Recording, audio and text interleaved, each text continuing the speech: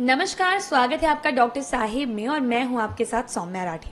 आज डॉक्टर साहिब की इस वीडियो में हम खास तौर पर इन सवालों के जवाब ढूंढने वाले हैं कि अगर मासिक धर्म के दौरान महिलाओं को एक्सेसिव ब्लीडिंग की समस्या होती है तो उसके पीछे क्या कारण, क्या बीमारियां हो सकती है। और मेरे सवालों का जवाब देने के लिए हमारे साथ बैठी हैं पद्मश्री से सम्मानित डॉक्टर शांति रॉय। सबसे पहले डॉक्टर साहब नमस्कार, स्वागत है आपका।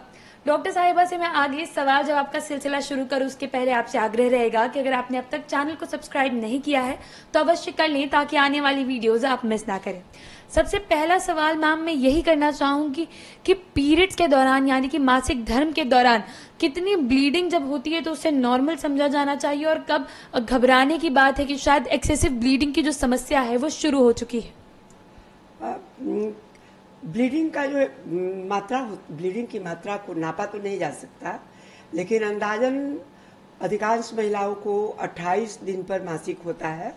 इस 28 दिन में 7 रोज इधर या 7 रोज उधर हो तभी भी उसको नॉर्मल या सामान्य कहते हैं। इसलिए 21 रोज के बाद और 35 रोज के भीतर अगर मासिक धर्म होता है तो उसे कहना चाहिए कि यह नॉर्मल है।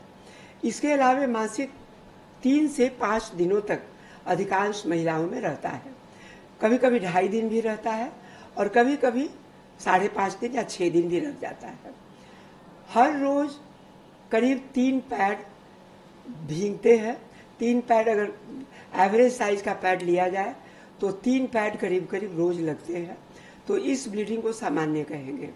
लेकिन अगर ब्लीडिंग हर 15-20 रोज पर हो जाता है तो इसको हम कहेंगे कि अधिक ब्लीडिंग है। और अगर ब्लीडिंग 6 रोज 7 रोज या उससे भी अधिक दिनों तक होते रहा तो वह भी अधिक ब्लीडिंग कहलाएगा। अगर हर 2-3 घंटे पर पैड को बदलने की जरूरत पड़ गई, इतनी अधिक ब्लीडिंग हो रही है तो अधिक ब्लीडिंग कहलाएगा। तो इस तरह से अधिक ब्लीडिंग के लिए उसकी मात्रा ज़्यादा होती है और वो जल्दी जल्दी होता है, इसे एक्सेसिव ब्लीडिंग कहते हैं। जी। अगर किसी महिला में एक्सेसिव ब्लीडिंग की समस्या हो रही है तो उसके शरीर में इसकी वजह से और क्या दिक्कतें हो सकती है? सबसे मुख्य दिक्कत अगर अधिक ब्लीडिंग होगी तो उसके शरीर में रक्त की कमी हो जाएगी, एनीमिया हो जाएगा। और एनीमिया के चलते क्या होता है, बहुत थकावट, काम करने में मन नहीं लगना, अत्यधिक कमजोरी, ये सब होने लगता है।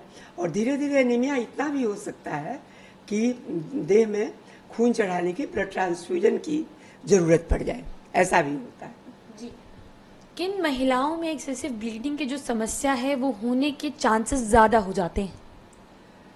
एक्सेसिव ब्लीडिंग का मतलब कोई जरूरी नहीं कि किसी न किसी कारण से ही एक्सेसिव ब्लीडिंग हो। एक्सेसिव ब्लीडिंग 2 तरह का हुआ। एक को कहते हैं जो किसी कारण से होता है, जिसमें कोई ना कोई बीमारी होती है जिसके चलते एक्सेसिव ब्लीडिंग होती है। और दूसरा कहलाता है डिसफंक्शनल ब्लीडिंग, यानी कि इसमें कोई बीमारी कितनी भी खोजबीन की जाए, जांच पड़ताल के बावजूद किसी भी बीमारी का पता नहीं चल पाता है, लेकिन महिला को अत्यधिक ब्लीडिंग होती है, उसको बोलते हैं डिसफंक्शनल ब्लीडिंग।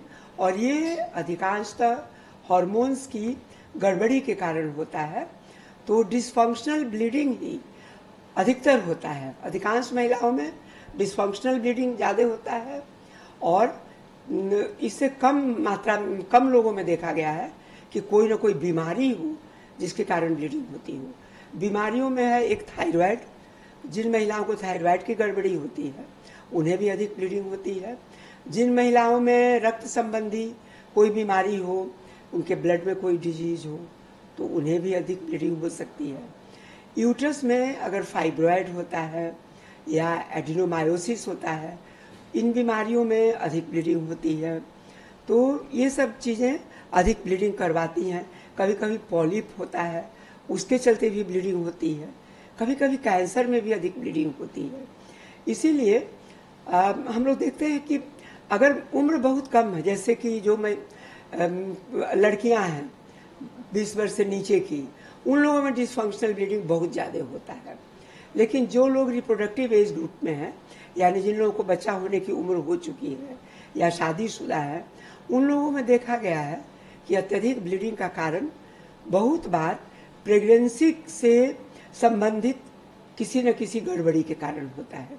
या तो उन्हें पता नहीं होता, या पता होने पर भी वो बताती नहीं है, या तो एबॉर्शन के कारण हो सकता है, इक्टोपिक प्रेगनेंसी के कारण हो सकता है, मोलर प्रेगनेंसी के कारण हो सकता है। तो प्रेगनेंसी संबंधी कुछ शिकायत ज़्यादा मिलती है उन लोगों में जिन लोगों को गर्भधारण की संभावना है।